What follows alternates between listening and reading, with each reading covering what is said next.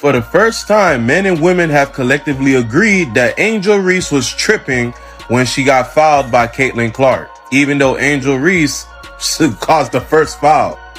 You see, after Angel Reese fouled Shotty trying to get the ball, but Shotty ain't getting mad, the minute Caitlin Clark reached for that ball, she want to flop to the floor and try to throw hands. Like, what you trying to throw hands? Angel Reese shoved Natasha Howard, yet later became known as basketball's prime drama queen, when Caitlin Clark committed a tactical fall against her.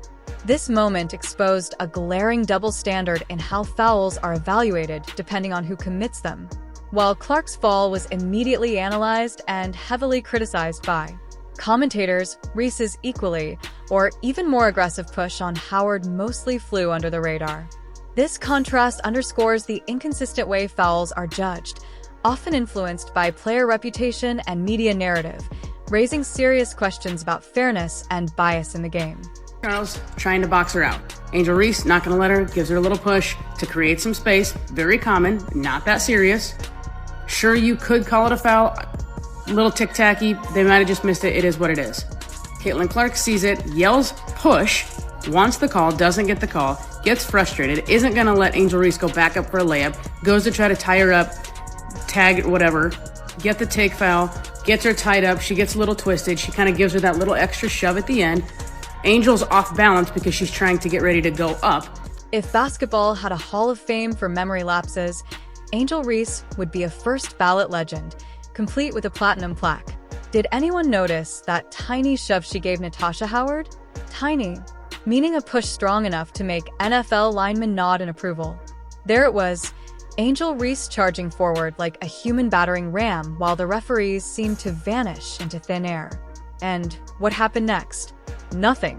The whistle stayed silent, as if the packed arena didn't exist. No calls, no warnings. Not even a blink acknowledging that turning a teammate into a human bowling pin isn't exactly part of the rules.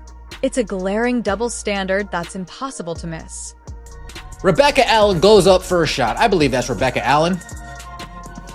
Angel Reese pushes Natasha Howard in her back.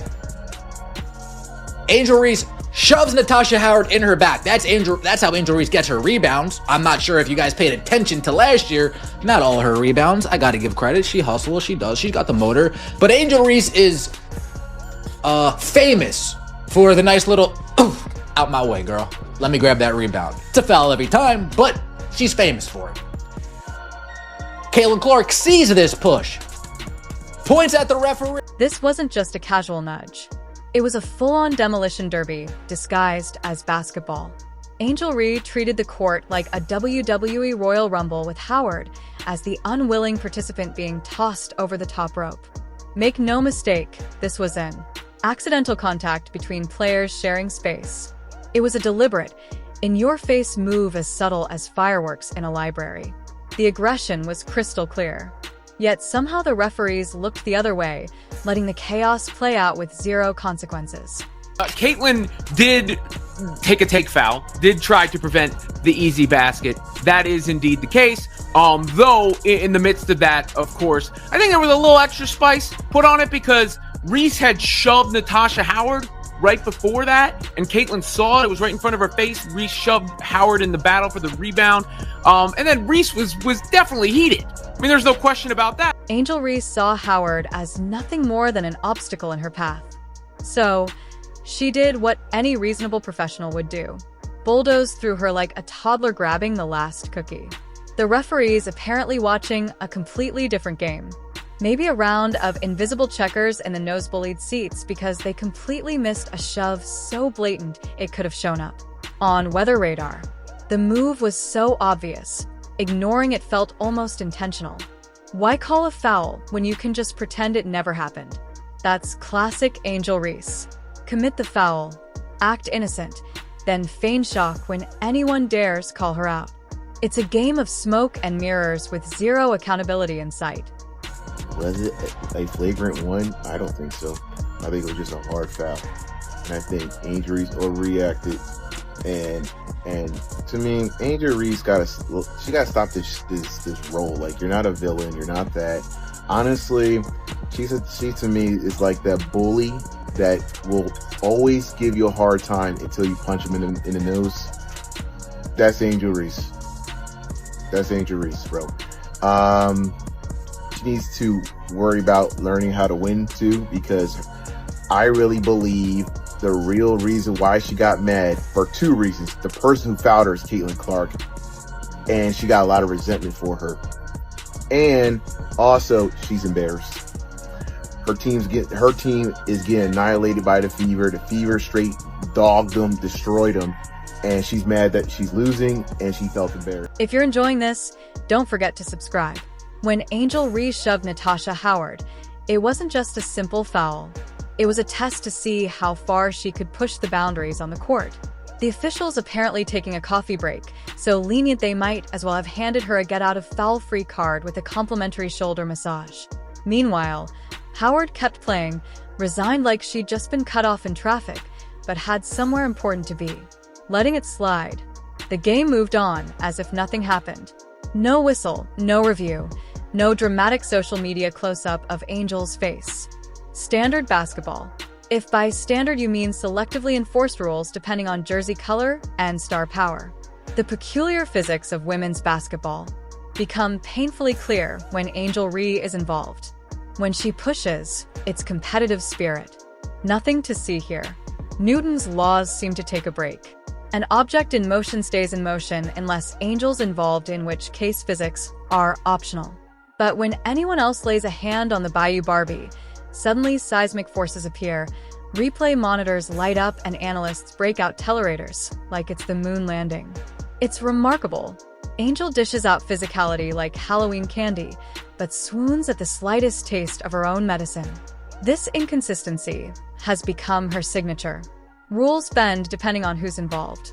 If inconsistency and selective officiating were Olympic sports, Angel Reese would win gold every time, highlighting the double standards that so often go unnoticed in women's college basketball.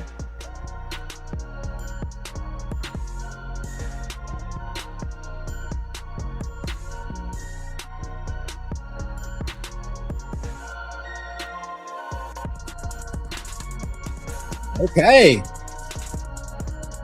Fever fans, way to boo. Warms my heart. As a Yankee fan, as an Eagles fan, it warms my heart listening to you guys rain down some boos. Love it. Love it. Love it. Love it.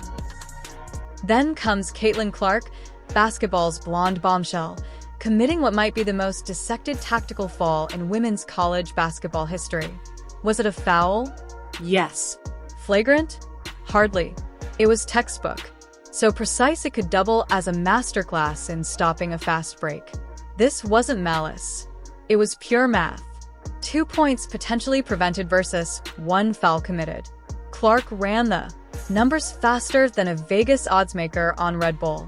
But the reaction told a completely different story. Angel Reese hit the floor like a wrecking ball had struck her, spinning more dramatically than a washing machine on heavy duty. Someone hand her an Oscar. Her performance was more compelling than many films nominated last year. The contrast in reactions perfectly illustrates the unpredictable standards and theatrical flair that often dominate high-stakes basketball. You look up close and personal, you see it was a basic foul. They gave her a flagrant foul for this. How? That baby had foul, bro. You about to throw hands and crash out about that foul? Not to mention, she hit the ball. You decided to go flop over it, trying to pull a LeBron James. No disrespect to the GOAT, but I'm happy that majority of men and women collectively agree on the internet that Angel just got a problem with Shawty for no reason at this point, bro. Like, now, it's just a one. Angel Reese pushed a player unnecessarily and got away with it, while Caitlin Clark committed a smart textbook tactical foul, accepted the whistle, and moved on professionally. One player manipulates drama, the other creates opportunities through skill and strategy. That's why Clark fills arenas with respect and intelligence, while Reese fuels narratives.